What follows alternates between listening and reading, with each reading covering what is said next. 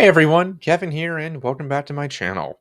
So, in education, we have to constantly respond to the question, why are we learning this?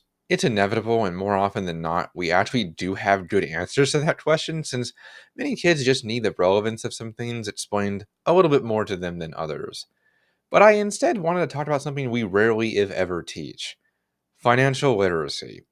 And it's one of those things that you think we would teach more often than we do, but no.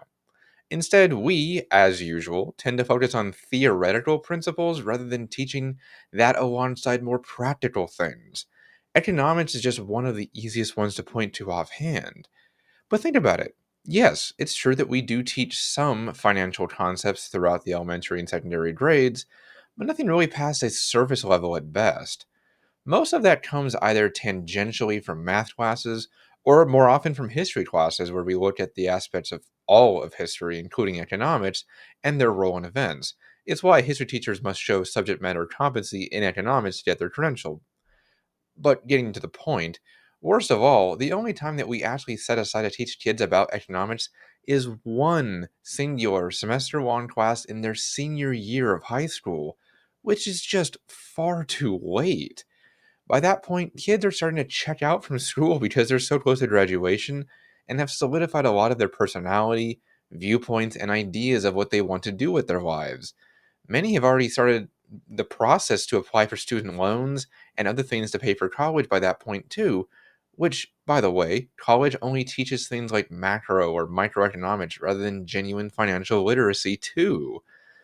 And herein lies the issue: kids are entering the real world with very little practical knowledge about financial topics. Economics courses, like many other classes, focus on theoretical topics like supply and demand instead of more relevant things like how to balance a checkbook, how to complete and submit their taxes, and how to save for retirement through a 401k or other program.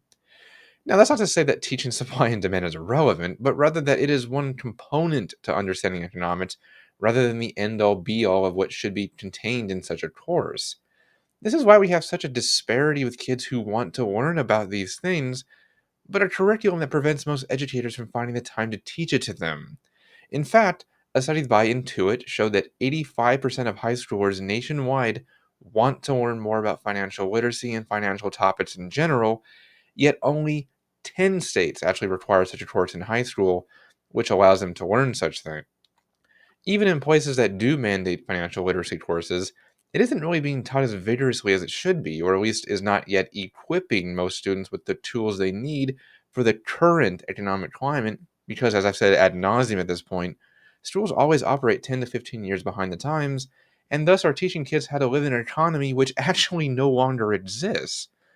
Here in California, which won't even require such courses until I believe 2030, the most time we were given to teach these things were like a 30-minute period of time for 1 week every school year.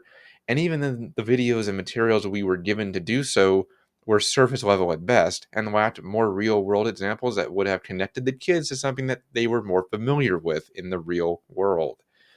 Why do you think we have such a terrible student loan problem in this country? Why do you think people don't know how to save for retirement until much later in their lives? And why do you think that so many people need to seek help from tax professionals to file very simple returns every year, which could have easily been done on their own? I'll tell you why. We never taught them how to do that, which does students a massive disservice and sets them up to fail or at least struggle to stay financially solvent. They end up doing things in the hardest and most convoluted ways at a crucial time where they start to think of little else besides money. As John Pelletier at the Champlain College's Center for Financial Literacy said, if a young person understands how to maximize their credit score so they can get lower interest rates on credit cards, on automobile loans, on their mortgages, that could literally save them more than $100,000 in lifetime interest payments. And think of how helpful it would be to have that during those pivotal young years and into their 20s. No one wants to enter their 30s with massive credit card debt and a credit score below 400 because they weren't taught how to manage their finances properly. Just look at Norris Williford, a 22-year-old college senior who owns his own shoe store in downtown Richmond, Virginia, which he credits his high school financial literacy class for giving him the ability and skills to do at such a young age. Or take Mahogany Rogers, a 16-year-old junior who started her business doing other classmates' hair because of that course too. And though owning your own business is definitely not for everyone, the knowledge of how to do so and manage one's own finances makes it at least just a little bit more possible to achieve the American dream. A dream, mind you, which has become shockingly elusive since the Great Recession in 2008, rising inflation post COVID, and a shaky job market where they might not be able to find work as quickly as they used to upon leaving high school.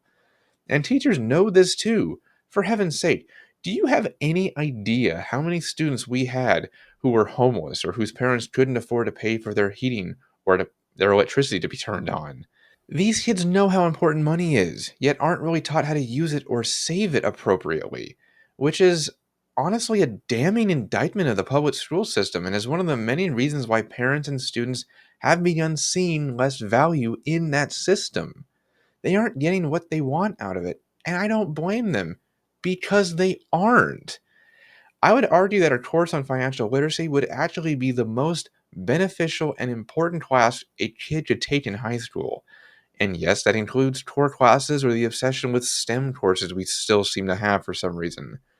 We need to fundamentally look at what the modern student needs in the here and now and what they're going to need in the next 5 years rather than teaching them things that which are outdated or won't serve them well in the future. Teach them how to open a bank account. Teach them how to save for retirement in a time where Social Security is rapidly disappearing. Teach them how to plan for unexpected expenses. Teach them how to do their taxes. And teach them how to use credit responsibly so they aren't paying off loans well into their 70s. Do that, and we will have a much more economically stable society and newer generations who are more likely to succeed. Financial literacy is that important, but we just aren't treating it as such for some reason.